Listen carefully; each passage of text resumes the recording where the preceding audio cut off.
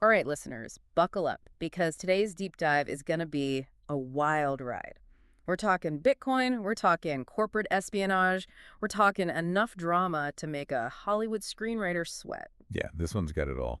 So we're cracking open a lawsuit that reads like a digital heist thriller.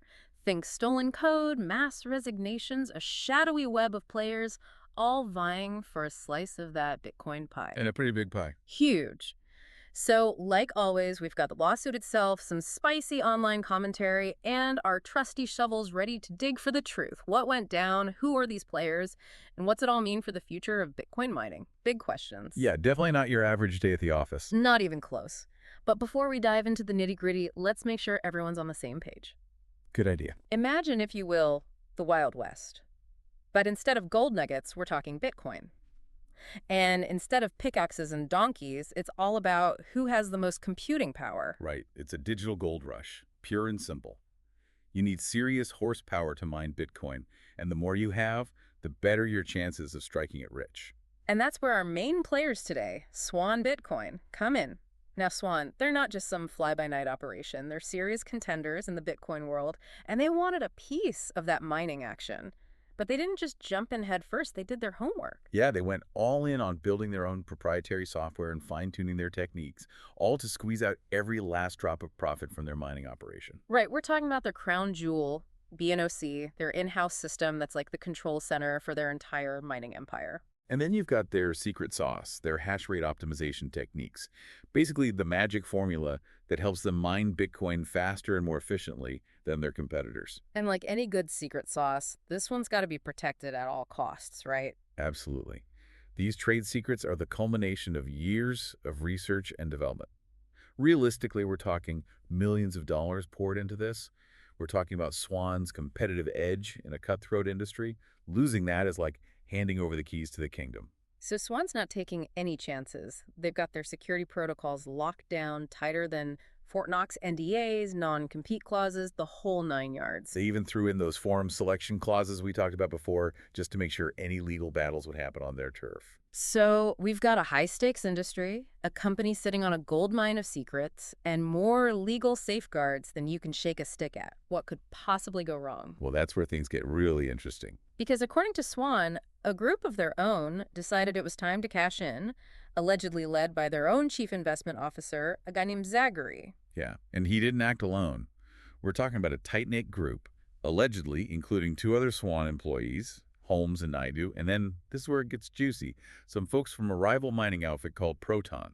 So we've got a recipe for disaster already brewing here. Oh, absolutely. Yeah. And this wasn't just a case of a few disgruntled employees polishing their resumes and discreetly sending them out.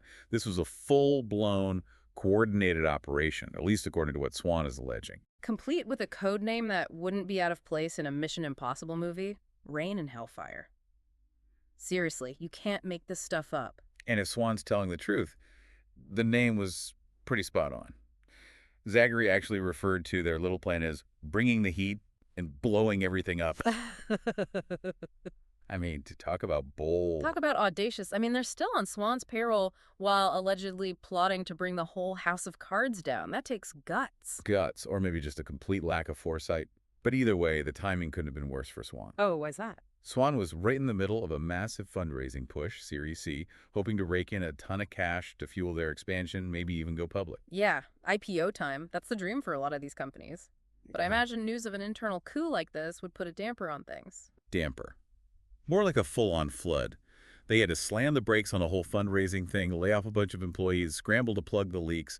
It was damage control on a massive scale. And all because, allegedly, a handful of people decided to play corporate raider with someone else's company, their own employer. Yeah. I mean, talk about a betrayal. It really makes you wonder, right? Yeah. What possesses people to go to such lengths? Was it the allure of easy money? The thrill of sticking it to the man?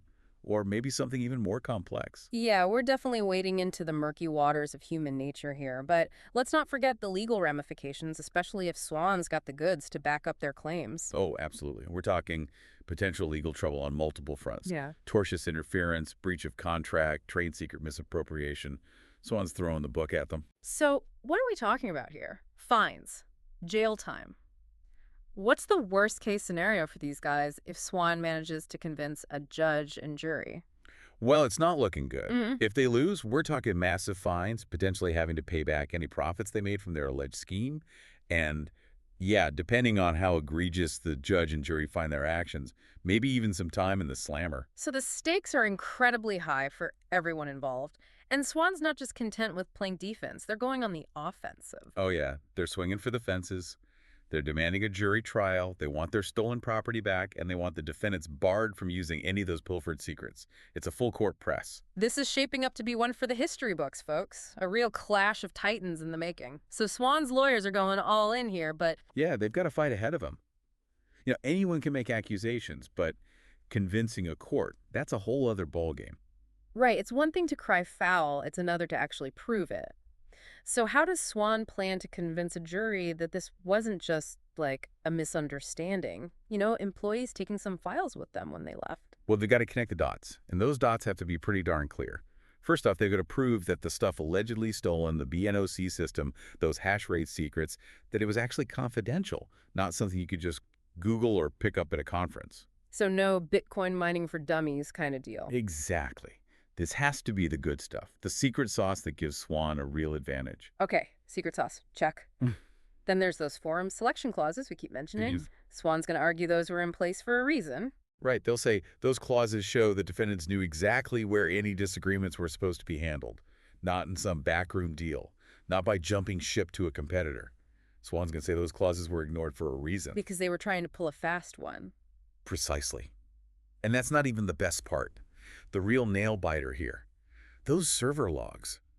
We're talking about records showing the defendants downloading mountains of data right before they bolted. Digital breadcrumbs leading right to the scene of the crime. And not just any breadcrumbs. We're talking downloads way outside their normal job description. Files they had no business touching. So it's like they were caught red-handed, but in the digital world. Pretty much. But Okay. here's the thing. Couldn't the defendants just say, hey, we were just doing our jobs. We needed that info for work stuff? Right. They were employed by Swan after all. It's exactly. Right. That's their potential out. But Swan's ready for that argument. They'll point to the timing, the sheer volume of those downloads, and the fact that some of it was, well, way off limits. It all looks pretty suspicious, especially with those form selection clauses hanging over their heads. So it becomes a question of intent. Were they just sloppy employees, or were they deliberately trying to sabotage Swan from the inside? Exactly. And that's what the jury will have to decide. This isn't just about one company and some stolen code. It's a cautionary tale for anyone working in a cutthroat industry.